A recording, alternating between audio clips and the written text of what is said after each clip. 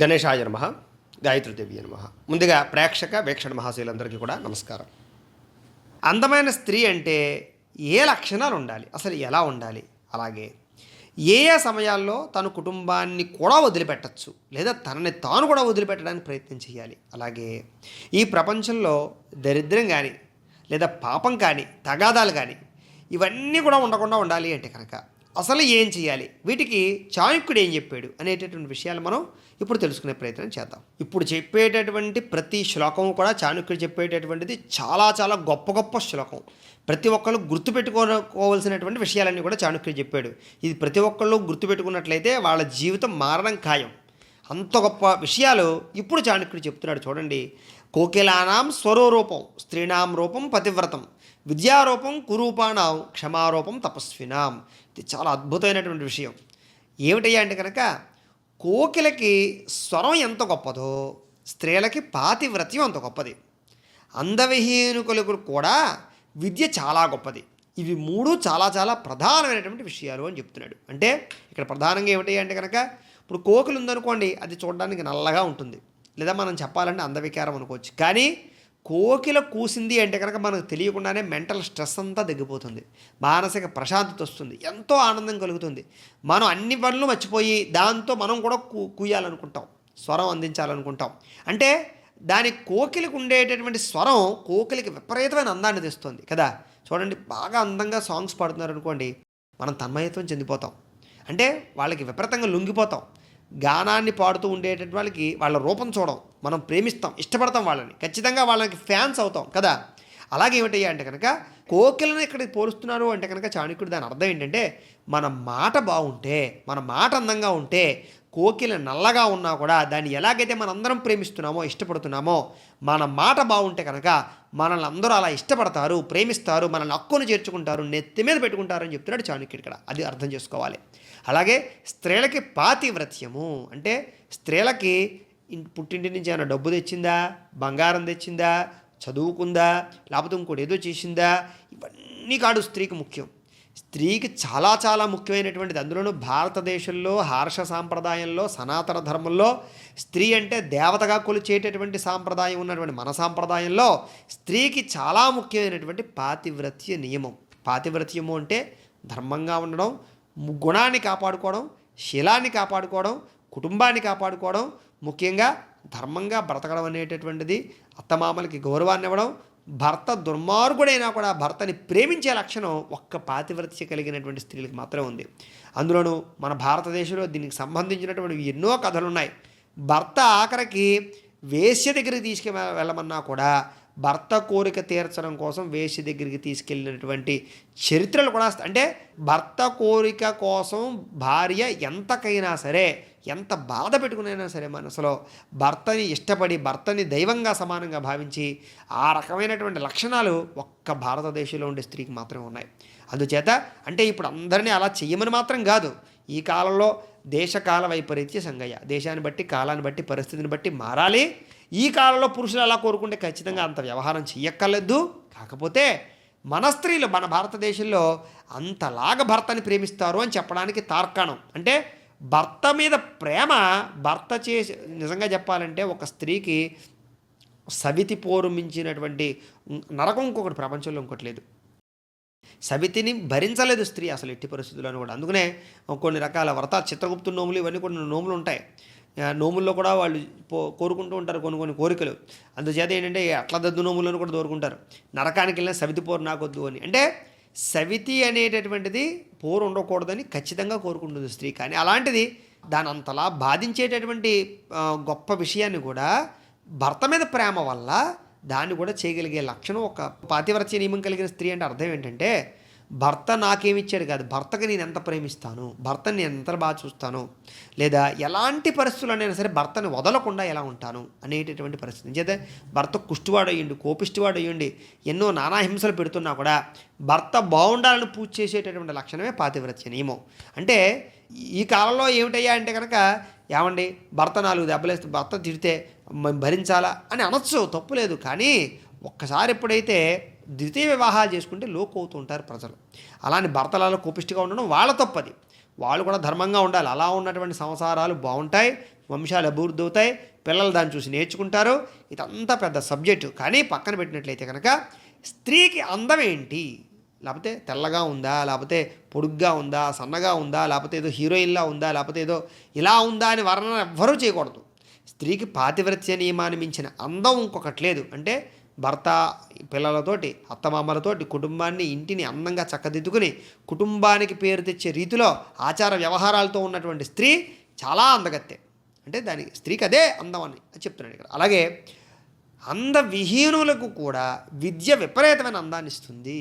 అలాగే మంచి సాధనం, ఇవన్నీ కూడా వీటికి సాధనాలని. అంటే ఇక్కడ ఇందాక చెప్పినట్టుగానే మనకి విద్యకి ఏం కావాలి అంటే, విద్యకి కావలసినటువంటిది అందం కాదు, విద్య చదువుకున్నటువంటి వాడు ఎప్పుడూ గొప్పవాడే. అంటే విద్య చాలా అద్భుతమైనటువంటి గొప్ప సాధనం, అన్నింటికన్నా ప్రధానమైనటువంటి సాధనం. విద్యను చూసేటటువంటి వాడు అందాన్ని కానీ, హోదాని కానీ, లేదా వంశాన్ని కానీ, కులాన్ని కానీ ఎవరో చూడరు. బాగా మార్కులు వచ్చేవాడికి వాడు ఏ కులంలో మనం చూస్తావా చూడం, వాడిని ఉద్యోగంలో పెట్టుకుంటాం. ఎంచేత అంటే వాడి దగ్గర టాలెంట్ ఉంది కాబట్టి. వాడు అందంగా ఉన్నాడా, పొడుగ్గా ఉన్నాడా, ఏ వంశంలో పుట్టాడు, ఏ కులంలో పుట్టాడని మనం చూడం. ఎందుచేత విద్యకుండే ప్రాముఖ్యత వేటికి లేదు. కాబట్టి విద్య చాలా గొప్పది అని ఇక్కడ చాణక్యుడు చెప్తున్నాడు. ఇంకా చాలా అద్భుతమైన విషయాలు చెప్పాడు. ఈ శ్లోకం ఇంకా ఇంపార్టెంట్. త్యజేదేకం కులస్యార్థే గ్రామస్యార్థే కులం త్యజేత్, గ్రామం జనపదస్యార్థే ఆత్మార్థే పృథివీ త్యజేత్. బా, ఎంత గొప్ప విషయమో చూడండి. అంటే సాధారణంగా ఏ సమయాల్లో ఎవరెవరిని వదిలిపెట్టాలి అంటే, ఒకవేళ మన మొత్తం వంశానికి, మన కుటుంబానికి, అందరికీ కూడా ఒక్కడి వల్ల చెడ్డపేరు వస్తుంది, లోక కంటకుల్లా తయారయ్యాడు, అందరినీ హింసిస్తున్నాడు. అంటే ఇప్పుడు ఈ కాలంలో చెప్పాలి అంటే కనుక ఒక టెర్రరిస్ట్లా తయారయ్యాడు, లేకపోతే బాంబులు బ్లాస్టింగ్లు చేయడం కానీ, నరకడాలు, చంపడాలు, కొట్టడాలు, అత్యాచారాలు చేయడాలు, ఇలాంటివి చేస్తూ ఎంత తిట్టినా, ఎంత కొట్టినా, ఎన్నిసార్లు పోలీస్ స్టేషన్లోకి వెళ్ళినా, ఎంత చేసినా కూడా వాడు మారటం లేదు. అలాంటి వాడిని అవసరమైతే వదిలేయమని చెప్పాడు. అంటే మొత్తం వంశానికే కీడు తెచ్చేటటువంటి వ్యక్తి ఉంటే వాడు కొడుకైనా ఏవైనా సరే వదిలే, వాడిని మాత్రం ఎట్టి పరిస్థితుల్లో చేరదీయకు అని స్పష్టంగా చెప్తున్నాడు. అలాగే మొత్తం గ్రామం కోసం అని చెప్పేసి ఒక వంశానైనా త్యాగం చేసాయి. అంటే ఒక వంశం ఉందండి, ఆ వంశం ఎవరికీ తెలియకుండా రహస్యంగా గూడు పుటానిగా పొరుగు దేశానికి సంబంధించి, శత్రు దేశానికి సంబంధించినటువంటి వాళ్ళందరికీ కొమ్ము కాస్తూ, వాళ్ళని రహస్యంగా దాస్తూ, లేదా వాళ్ళు ఏదో మొత్తం మీద గూడు పుటాన్ని చేస్తూ మన దేశానికి అరిష్టాన్ని కలిగిస్తోంది, లేదా మన వ్యవస్థను పాడు చేస్తోంది. అలాంటి కుటుంబం ఒకటి ఉంది మన చుట్టుపక్కల. అలాంటప్పుడు మన గ్రామం కోసం లేదా మన దేశం కోసం అలాంటి కుటుంబాన్ని అవసరమైతే వెలేసేమని చెప్పారు. అంటే ఆ కుటుంబం ఇంకా మనం అలాంటి కుటుంబం ఊళ్ళో ఉంచకూడదు ఎట్టి పరిస్థితులను కూడా. ఇంచేత వాళ్ళు చేసే పని వల్ల దేశానికి నాశనం కాబట్టి. అలాగే ఇక్కడ ఆత్మోద్ధరణకై అంటే మనల్ని ఉద్ధరించుకోవడం కోసం, లేదా మనం బాగుపడడం కోసం, లేదా మన జీవితాన్ని సార్థకత చేసుకోవడం కోసం అవసరమైతే దేనినైనా వదిలిపెట్టేయచ్చు. అంటే ఫర్ ఎగ్జాంపుల్గా భార్య పిల్లల వల్ల కానీ, లేకపోతే కొన్ని వ్యవహారాల వల్ల కానీ, కుటుంబ వ్యవహారాల వల్ల కానీ సుఖం కానీ, మనశ్శాంతి కానీ లేదు. వాళ్ళ వల్లే మెంటల్ స్ట్రెస్ ఎక్కువైపోయి, రోగాలు పెరిగిపోయి, చనిపోయే పరిస్థితులు వచ్చేస్తున్నాయి. లేదా వాళ్ళు ఏ మెడిటేషన్ కానీ, ధ్యానం కానీ, ఆధ్యాత్మిక చింతన కానీ, దానం కానీ, అసలు ఏది మన తపస్సు కానీ ఏమీ చేసుకోనివ్వటం లేదు. అంటే మన జీవితాన్ని వృధా చేస్తున్నారు. అలాంటి వాళ్ళని అవసరమైతే వదిలిపెట్టేమని చెప్పారు. అంటే సాధారణంగా ఇక్కడ సమన్వయం కావాలి. ఇక్కడ ఇప్పుడు భార్యాభర్తలు అవ్వచ్చు, తండ్రి కొడుకులు అవ్వచ్చు, పిల్లలు అవ్వచ్చు, అన్నదమ్ములు అవ్వచ్చు, వీళ్ళందరూ కూడా ఒకళ్ళ కోసం ఒకళ్ళు త్యాగం చేసుకుంటూ ఉండాలి. తండ్రి కోసం కొడుకు సమయాన్ని త్యాగం చేయాలి. తండ్రికి ఏం కావాలంటే పట్టుకొచ్చిస్తూ ఉండాలి. తండ్రికి నొప్పి కలగకుండా, తండ్రికి బాధపడకుండా చూడాలి. తండ్రి చేయలేని పనులు చేయమని చెప్పేసి వ్యవహారం చేసి చూడండి, బ్లాక్మెయిల్ చేస్తుంటారు. నాకు సెల్ ఫోన్ కొనిస్తేనే నేను అన్నం తింటాను, నాకు బండి కొనిస్తేనే నేను ఏదో చేస్తాను. దీనివల్ల ఏమవుతుంది, ఆయన కనీసం పావుగంట కూడా మనశ్శాంతిగా ఉండలేడు. ఆ సంపాదించడం కోసం కష్టపడతాడు. ఒకవేళ ఆయన సంపాదన సరిపోకపోతే తప్పుడు పనులు చేయవలసి వస్తుంది. దీనివల్ల ఆయన పాడవుతాడు. దానివల్ల చాలా రకాల ప్రాబ్లమ్స్ వస్తాయి. అంటే ఇక్కడ ఏం చెప్తున్నాడంటే, కఠినంగా ఒక ఫ్యామిలీ వల్ల, కుటుంబం వల్ల, లేదా పిల్లల వల్ల, భార్య వల్ల కానీ నీ జీవితం నాశనం అయిపోతుంది అనుకుంటే కనుక, నీ జీవితంలో తప్పులు చేస్తావంటే కనుక, నీ జీవితంలో మోసాలు చేయవలసి వస్తుంది అంటే కనుక, అలాంటి కుటుంబానైనా వదిలే తప్ప నిన్ను మాత్రం నువ్వు పాడు చేసుకోకు. అంటే సాధారణంగా చాలామంది దుర్మార్గంగా ఎందుకు తయారవుతారంటే కుటుంబంలో ఉండి ఈ అనవసరమైన కోరికల వల్లే. అలాగే గ్రామ సముదాయానికి సంబంధించినటువంటి విషయానికై అవసరమైతే గ్రామాన్నైనా ఒడిచిపెట్టవలసి వస్తుంది. అంటే కనుక ఇక్కడ ఏమిటయ్యా అంటే కనుక, ఫర్ ఎగ్జాంపుల్గాను ఇప్పుడు పెద్ద ప్రాజెక్ట్ ఒకటి కడుతున్నారు, పోలవరం ప్రాజెక్ట్ లాంటిది ఏదో ప్రాజెక్ట్ కడుతున్నారు. ఇలాంటి ప్రాజెక్టులు కడుతూ ఉన్నప్పుడు దానివల్ల గ్రామాల సముదాయానికి అది ఉపయోగం, అంటే అనేక గ్రామాలకు అది ఉపయోగపడుతుంది. అలాంటప్పుడు ఒక గ్రామాన్ని పొడిచిపెట్టేయాలి. అంటే ఇలాంటి ప్రాజెక్టులు కట్టి కొన్ని వేల మందికి లక్షల మందికి నీళ్లు వెళ్ళి కొన్ని పంటలు బాగా పండుతాయి, లేదా ఆహారపరమైన కొరత తగ్గుతుంది అంటే కనుక గ్రామాన్ని అవసరమైతే వదిలిపెట్టి గ్రామాన్ని ఇచ్చేయమన్నారు. అంటే ధర్మాలలో అద్భుతమైన ధర్మాలన్నీ కూడా చాణక్యుడు చెప్తున్నాడు చూడండి. ఇదేవి ఆషామాషి విషయాలు కాదు, ప్రతి ఒక్కళ్ళు తెలుసుకుని తీరవలసిందే, పిల్లలకు అందించాలి ఖచ్చితంగా. అలాగే ఇది ఇంకా చాలా గొప్ప విషయం, పిల్లలు ఖచ్చితంగా తెలుసుకోవాలి. ఉద్యోగే నాస్తి దుర్భిక్షం, జపతో నాస్తి పాతకం, మౌనేచ కలహో నాస్తి, నాస్తి జాగ్రత్తే భయం. నిజంగా ఈ ఒక్క శ్లోకం గుర్తుపెట్టుకుంటే చాలండి, ఎవరి జీవితంలోనూ కూడా మనశ్శాంతి లేకపోవడం అనేటటువంటిది ఉండదు. అందరికీ మనశ్శాంతిగా ఉంటారు, ప్రశాంతంగా ఉంటారు, లేదా గొప్పవాళ్ళు అవుతారు, మంచి ఉన్నత స్థాయిలోకి వెళ్తారు. అంటే దీని అర్థం ఏమిటి అంటే కనుక ఉద్యోగే నాస్తి దుర్భిక్షం. ఉద్యోగే అంటే ఇక్కడ ఉద్యోగం అంటే అర్థం ఏమిటి అంటే కనుక పని, ప్రయత్నం చేస్తూ ఉండడం. ప్రయత్నశీలికి దరిద్రం లేదు, అంటే ఎప్పుడూ పని చేస్తూ ఉండాలని తాపత్రయపడేటటువంటి వారికి దరిద్రం రాదుట, ఐశ్వర్యానికి లోటు ఉండదుట, వాడికి అవ్వని పని ఉండదుట. అలాగే జపతో నాస్తి పాతకం, నిరంతరం జపం చేస్తూ తపస్సు చేస్తూ ప్రార్థన చేస్తూ ఉండేటటువంటి వాడికి పాపం ఉండదు. పాపం పోతుంది. అంటే పాపం ఎప్పుడు కూడా ఎలా పోతుంది? పాపం అంటే ఏంటి? తెలిసి తెలియక చేసిన పాపం, లేదా గత జన్మలో చేసిన పాపం.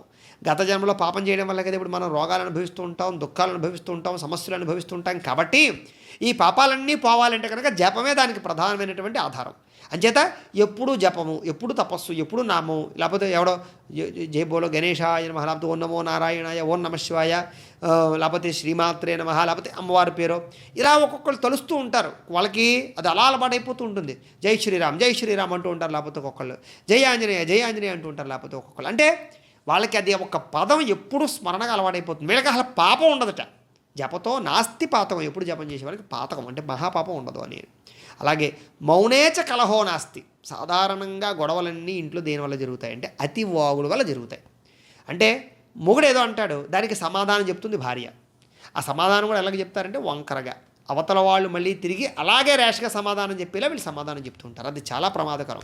స్నేహితుడితోనా, లేకపోతే ఉద్యోగాల్లోనా, వ్యాపారాల్లోనా, కుటుంబంలోనా, ఎక్కడైనా సరే ఈ మాటకి మాట సమాధానం చెప్పడం, లేదా ర్యాషనెస్గా మాట్లాడడమే ప్రమాదకరం. లేదా విపరీతంగా వాగుడు వాగడం వల్ల ఎక్కువగా గొడవలు అవుతూ ఉంటాయి. అది స్నేహితులు అవ్వచ్చు, ఎవరు అవ్వచ్చు, ప్రేమికులు కూడా విడిపోవడానికి కారణం విపరీతమైన వాగుడు. ఈ మధ్యకాలంలో ఎక్కువ బ్రేకప్స్ ఎందుకు జరుగుతున్నాయి అంటే ఫోన్లో విపరీతంగా మాట్లాడడం, అవాకు చెవాకు మాట్లాడతారు. ఎక్కడి నుంచి దాడి అంటే ఎక్కువగా భార్యాభర్తలు విడిపోకుండా ఉండాలన్న, కుటుంబాలు విడిపోకుండా ఉండాలన్నట ఎక్కువగా మాట్లాడుకోకూడదండి. ఇది పెద్ద రహస్యం. ఎంత తక్కువ మాట్లాడుకుంటే కుటుంబంలో అంత ఐకమత్యత ఉంటుంది. ఇది చాలా చాలా చాలా పెద్ద రహస్యం. కావాలంటే ప్రయత్నం చేసి చూడండి. చాణక్యుడు చెప్పిన ప్రతి అక్షరం అద్భుతం, అందులో అనుమానం ఏమీ లేదు. అంచేత మౌనేన కలహేనాస్తి. ఏదైనా గొడవ పడుతుంది అనుకోండి భార్యాభర్తలు, సరే సైలెంట్ అయిపోదాం అని మౌనం వహించారనుకోండి, అవసరమైతే 4 మాటలు అంటాడు భర్త, ఆటోమేటిక్గానే తగ్గిపోతుంది. లేదా భార్య ఏదో 4 మాట్లాడుతుంది అనుకోండి, నిజంగా ఏదో మనం తప్పు చేసాం, లేకపోతే ఏదో స్త్రీ వ్యామోహమో, వ్యసనమో, ఇంకొకటో, మద్యపానమో, రకరకాలు ఏదో మొత్తం మీద ఏదో ఒక కృతి పని చేసాం. ఇంట్లో భార్య కోపం వచ్చింది, తిడుతుంది. సరే తప్పు చేసాం కాబట్టి తిట్టని, సరే మౌనంగా ఉందాం అంటే భార్య 4 తిట్లు తిట్టిన తర్వాత 5వ తిట్టు చల్లబడుతుంది, 6వ తిట్టు ఇంకా చల్లబడుతుంది, 5వ తిట్టు శాంతించబడిపోతుంది. మనం మౌనంగా ఉంటే అసలు గొడవే రాదు. భార్యాభర్తల మధ్య ఒక గంట పోతే కలిసిపోతారు. అలాగే భర్త అయినా సరే, భార్య అయినా సరే, ఒకళ్ళు తిడుతున్నప్పుడో, ఒకళ్ళు కోపడుతున్నప్పుడో, ఒకవైపు తప్పు ఉన్నప్పుడు మౌనం వహిస్తే ఖచ్చితంగా పావు గంట అరగంటలో మొత్తం కోపం చల్లారిపోతుంది, గొడవ చల్లారిపోతుంది. గంట పోయాక అసలు ఈ గొడవే అసలు మీకు గుర్తురాదు. కావాలంటే ప్రయత్నం చేసి చూడండి. కానీ ఇలా కాకుండా మాటకి మాట పెంచుకుంటూ పోతే సగం జీవితాలు, సగం విడాకుల కేసులు దీనివల్లే అవుతాయి. విడాకులు తీసుకున్న తర్వాత విచిత్రమైన ఒక అనుమానం వస్తుంది, మళ్ళీ అసలు ఎందుకు విడిపోయాం, ఆ చిన్న విషయానికి ఎలా విడిపోయాం ఏంటి అని మాలాంటి వాళ్ళు ఫోన్ చేస్తారు. గురుగారు ఏటో తెలియదండి, ఆ సమయంలో ఇలా విడిపోయామని, మళ్ళీ నాకు మా భార్య కావాలనిపిస్తుంది అంటాడు ఈయన, మా ఆయనే కావాలనిపిస్తుంది అంటుంది ఈవిడ, ఏమిటి మీ అందరూ ఎందుకు దెబ్బలాడుకున్నారంటే కారణం లేదని అనవసరం గొడవ అంటారు. అంటే ఇక్కడ ఎలా ఉంటుందయ్యా అంటే కనుక ఈ అతివాగుడే వీటన్నిటికీ కూడా అనర్థహేతు. అంచేత మౌనేన కలహో నాస్తి, అతిగా మౌనంగా ప్రశాంతంగా ఉన్నవాడు ఉన్నంత సుఖం ఈ ప్రపంచంలో వాడికి ఎవరితో విరోధమే ఉండదు అసలు. అలాగే ఇంకో అద్భుతమైన విషయం చెప్పాడు, నాస్తి జాగ్రత్తే భయం. అంటే అన్ని విధాల మెలకులతో ఉన్నటువంటి వాడికి భయం ఉండదు. అంటే దీని అర్థం ఏంటయ్యా అంటే కనుక భవిష్యత్తు గురించి డబ్బును దాచి, భవిష్యత్తు గురించి ఇన్వెస్ట్మెంట్లు చేసి, ఇప్పుడు హెల్త్ విషయంలో హెల్త్ పాలసీలు కట్టుకుని, లేదా ఇన్సూరెన్స్ పాలసీలు లాంటివి కట్టుకుంటూ ఉంటూ, అంటే భవిష్యత్తు గురించి డబ్బులు దాస్తూ, భవిష్యత్తు గురించి అన్ని రకాల జాగ్రత్తలు పడుతూ ఉంటాయి కనుక, అంటే జాగ్రత్తే భయం, నాస్తి జాగ్రత్తే భయం, అంటే జాగ్రత్త పడుతూ ఉండేటటువంటి భయం ఉండదు. రాని ఏమైనా మనకి అన్నీ ఉన్నాయి కదా, ఇన్సూరెన్స్ ఉంది, ఏం పర్వాలేదు, ఆరోగ్యం రాని, ఏదో క్యాన్సర్ వచ్చేస్తున్నా రాని మనకి ఇన్సూరెన్స్ ఉంది కదా, లేకపోతే ఇంకోటి ఏదో వచ్చేస్తున్నా రాని మనకి ఇన్సూరెన్స్ ఉంది కదా, అంటే భవిష్యత్తు గురించి భయపడకుండా బతకగలిగే పరిస్థితి జాగ్రత్త పడే వాటికి ఉంటుంది అని. అంటే ఈ రకంగా భవిష్యత్తు గురించి ఎప్పుడు జాగ్రత్త పడమని చెప్పారు. అన్నిటికన్నా ముఖ్యంగా డబ్బు విషయంలో ఇంకా జాగ్రత్త పడాలి. అలాగే ఇంకా అద్భుతమైన విషయం చెప్పినాడు, ఏది అతిగా ఉంటే ప్రమాదం. చూడండి ఇప్పుడు, అతి రూపేణ వై సీత, అతి గర్వేణ రావణ, అతి దానాత్ బలిర్బంధో, అతి సర్వత్ర వర్జయేత్. ఏది అతిగా ఉండడం వల్ల పాడైన వాళ్ళు ఎవరెవర్రా అంటే కనుక ఆ విషయాన్ని చెప్తున్నాడు చాణక్యుడు. అంటే మనలో ఏదైనా సరే అతి ఎప్పుడు కూడా మంచిది కాదు. అలా పాడిన వాళ్ళు ఎవరయ్యా అంటే కనుక అతి రూపేణ వై సీత. అతి రూపం అంటే, రూపం అంటే ఏంటి, అందం అని అర్థం. నిజంగా చెప్పాలి అంటే కనుక ఈ లోకల్లో అందగత్తె నెంబర్ 1 పొజిషన్లో, ఇప్పుడు మనం చూడండి మిస్ వరల్డ్ అంటాం కదా, అలాగా మిస్ వరల్డ్ ఎవరైనా ఉన్నారు, నిజమైన మిస్ వరల్డ్ ఎవరైనా ఉన్నారు అంటే కనుక సీతాదేవి మాత్రమే. సీతకున్నంత అందం సృష్టిలో ఇంకొక స్త్రీయే లేదు, అది ఖచ్చితం. అంతలా వర్ణించారు, అది నిజం, అక్షర సత్యం. అందుకనే రావణుడు కూడా ఈ సృష్టిలో నేను ఇంత మించిన అందాన్ని చూడలేదు అనే నెంబర్ 1 పొజిషన్లో ఉన్నటువంటి అందగత్తి కాబట్టే ఇలాంటి స్థాయిలో ఉండేటటువంటి స్త్రీ నాకు ఖచ్చితంగా వశం కావాలనే రావణుడు వరించాడు తప్ప, నిజంగా చెప్పాలంటే కనుక రావణుడు భార్య మండోదరు కూడా మామూలు అందగత్తె ఏం కాదు, సీతతో సమానురాలైనటువంటి అందగత్తె. అంటే ఇక్కడ చెప్పాలంటే అంతకన్నా అందగత్తె సీత కాబట్టి, అంటే అలాంటి అందగత్తె నాకు కావాలని వరించాడు. అంటే ఈ లోకల్లో ఇంకంత అంత అందం వల్ల ఎవరు ఎంత ఇబ్బంది పడింది సీతాదేవి, ఎంత ఇబ్బంది పడ్డాడు రాముడు అంటే, చాలామంది అందం కోసం విపరీతమైన ప్రాకులాడిపోతూ ఉంటారు. అందులోనూ స్త్రీలు ముఖ్యంగాను, అందులో కొంచెం యవ్వన వయస్సులో దాని గురించి విపరీతంగా లేపనాలు, కాస్మెటిక్స్, రకరకాల వ్యవహారాలు చేసేయడాలు, డైటింగ్లు చేసేయడాలు, విపరీతమైనటువంటి చేసేస్తూ ఉంటారు. అందాన్ని ప్రదర్శించడానికి తాపత్రయపడిపోతూ ఉంటారు. కాలేజీల్లోనూ రకరకాల వ్యవహారాలు చేసేస్తూ ఏదో చూపించేసి అందంగా ఉన్నామని చెప్పేసేటటువంటి కోసం ప్రయత్నం చేస్తూ ఉంటారు. మేకప్లు చేసేసుకుని, రకరకాలు రాసేసుకుని, అంటే అతిగా అందంగా ఉండాలని, అతి అందాన్ని చూపించాలని ప్రయత్నం చేస్తే దానివల్ల తక్కువ సమయంలోనే ప్రమాదానికి గురవుతావు. ఇంచేత అవతల వ్యక్తికి ఉద్దేశ్యాలు దేనివల్ల కలుగుతాయి, అవతల వ్యక్తులు లేనిపోని అందాన్ని చూపించడం వల్లే కదా. అందుచేత అవతల వ్యక్తి మనసు మారడానికి లేదా వీళ్ళని పాడు చేయడానికి కారణం అతిగా అందంగా కనిపించడానికి ప్రయత్నం చేయడం. కాబట్టి అలానే అందహీనంగా ఉండమని కాదు, అందాన్ని కాపాడుకుంటూ ఉండాలి స్త్రీలు ఎప్పుడు కూడాను. అందాన్ని ఎవరికి చూపించాలో వాళ్ళకి చూపించాలి, అందంగా ఉండవలసిన సమయంలో అందంగా ఉండాలి. ఫర్ ఎగ్జాంపుల్గా ఏదో పెద్ద ఫంక్షన్ జరుగుతోందండి, అప్పుడు ఎంత ప్రొటెక్షన్ ఉంటుంది. కాబట్టి ఆ సమయంలో కాస్త నగల అలంకారం చేసుకోవడం కానీ లేదా అందంగా తయారవడంలో కానీ తప్పు లేదు. కానీ అందాన్ని విపరీతంగా ప్రచారం చేయాలని కానీ లేదా ఏదేదో రకరకాల వ్యవహారాలు చేయడం అనేటటువంటిది ఈ కాలంలో దాని గురించి ఎక్కువగా విశదీకరించి చెప్పక్కర్లేదు. విపరీతంగా ఏదో అందాన్ని చూపించుకోవడానికి ప్రయత్నం చేస్తూ ఉన్నారు. దానివల్ల ఏంటి ప్రయోజనం అంటే, దానివల్ల ప్రమాదాలకు గురవుతారు. జాగ్రత్త. అంటే ఎవరో ఒకరు పొగుడుతారు, పొగడతలకు పడిపోయి దానివల్ల జీవితాలు నాశనం చేసుకుంటారు. వాళ్ళు వాడుకుని వదిలేస్తూ ఉంటారు. ఇవన్నీ జరుగుతున్నాయా లేదా అనే విషయం ఎవరికి వాళ్ళు అర్థం చేసుకోవచ్చు. అలాగే అవధులు లేని గర్వం వల్ల రావణుడు, అంటే అతి గర్వేణ రావణ.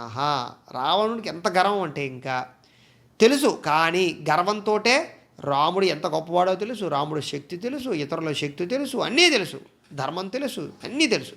కానీ ఆయన కొన్నది ఏమిటంటే అతి గర్వం ఉంది. దానివల్లే సర్వనాశనం అయిపోయాడు. మనలో కూడా ఏమిటయ్యా అంటే కనుక గర్వం పనిచేయదు.